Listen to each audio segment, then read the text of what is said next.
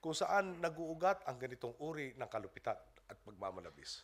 Kung bakit nagiging bukal ng karahasan ang trahedya ang kapangyarihan. At higit sa lahat, kung paano natin maiiwasan na mangyari muli ang ganitong kasakiman. May ilan pang mga pangyayari ang sumasagisag sa malinaw na pagbabagong tinatamasa natin ngayon. Kamakailan lamang, nagbitiw ang direktor ng Kawanihan ng Koreksyon matapos natin malaman na ang mga bilanggong dapat ay nasa loob ng kulungan ay tila ba may libreng tiket para maglamerda sa kung saan-saan. Imbis na magkapit tuko, kusa na lamang siyang buwaba sa pwesto at doon po'y sinasaludo ko ang kanyang delikadesa. Ganito rin po ang nangyari sa kaso ng ating dating ombudsman.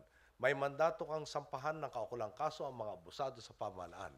At kung hindi mo ito magampanan ng tapat at ng may tuwid na hangarin, wala ka rin karapatan na manilbihan para sa mamamayan. Nagpapasalamat po tayo sa kapwa ninyo alumni sa kanyang pagkamulat sa bagong kalakaran. Ngayon, wala nang impeachment. Hindi na makahati ang atensyon ng Kongreso at nagsisimula na tayong maghanap ng bagong ombudsman. Ano po ba ang ibig sabihin nito? Kumikintal na sa malay, hindi lamang sa ng mga taong bayan nagluklok sa atin sa pwesto, kundi lalo na sa mga tiwali at mapang-abuso na ang bagong administrasyon ay nagbibigay lamang ng puwang sa tunay na may malasakit sa bayan. Binabago natin ang nakasanayang bulok na sistema at nagbibigay daan tayo sa mas makabuluhan at mas kapakipakinabang na pamamahala.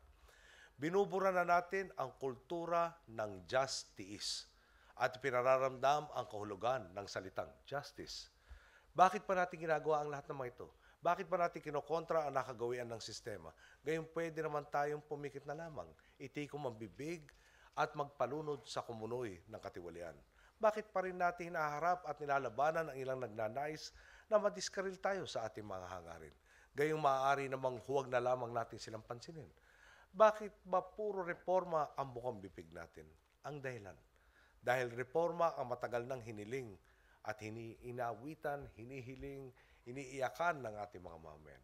Dahil sawa na po tayong makita ang kawalan ng pag-asa sa mukha ni Juan de la Cruz tuwing malabnaw na lugaw at isang pirasong gulunggong lamang ang maihain niya sa kanyang asawa at anak. Dahil sagad na sa buto ang pagtitiis ng mga Pilipino sa sistema ng hustisya kung saan nabubusalan ng salapi ang testimonya ng isang saksi. Nabibili ng pera ang hatol ng hukom at mga nakakulong ay may kaya ay tila ba nasa kanilang de-aircon na bahay bakasunan sa halip na nagpepenitensya sa kulungan. Pagod na ang mga kababayan natin sa katarungang mabagal paurong at nadadaan sa koneksyon.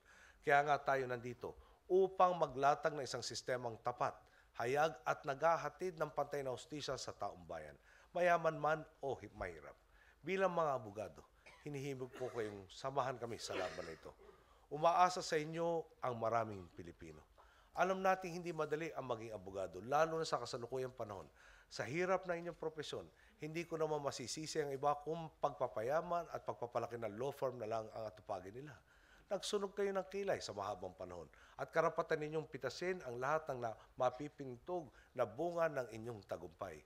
Pero sana po, habang nagsusukat kayo ng bagong Amerikana, habang nagbabalak kayo kung saan ang susunod ninyong bakasyon, habang kumikilatis kayo ng mamamahaling kwintas sa trilo, maisip sana ninyong may mga nangangailangan pa rin ng inyong serbisyo. Mga kababayan natin naghahangad na katarungan pero walang pamasahe para pumunta sa opisina ninyo. Ang hangad po natin ay isang lipunan kapag may trabahador na hindi nakakakuha ng sapat na kompensasyon. May abogadong magpapalakas sa kanyang loob at magsasabihing, pera mo yan, dugot pawis ang pinuhunan mo diyan at titiyakin nating mapupunta sa pag-aaral ng inyong bunso, sa pagpapaayos ng inyong kinakalawang na bubong, sa pagpapagamot ng asawa mong may sakit, ang perang pinaghihirapan mo. Isang sistema na malaya sa karahasan at katiwalian dahil may mga abogadong hindi hahayaang malapastanganan ang karapatang pantao. Isang Pilipinas kung saan nakapiring sa katarungan, sa mansyon man o sa barong-barong nakatira ang kanyang hinahatulan. Wala pong duda na habang ginagawa ninyo ang trabaho ninyo, kumukonti ang nagja-justice sa ating mga kababayan. Sa lahat ng alumni ng Ateneo Law School, salamat sa pagiging man for others ninyo. Mas lalo pa sanang umigting ang pagsasabuhay ninyo sa prinsipyong ito upang patuloy kayong maging lawyer for others para sa ating kapwa Pilipino. Muli, binabati ko kayo sa tagumpay ng pagtitipong ito. Maraming salamat. Mabuhay po ang Ateneo Law School. Samahan po niyo tayo sa tuwid na lugar. Ganda gabi po.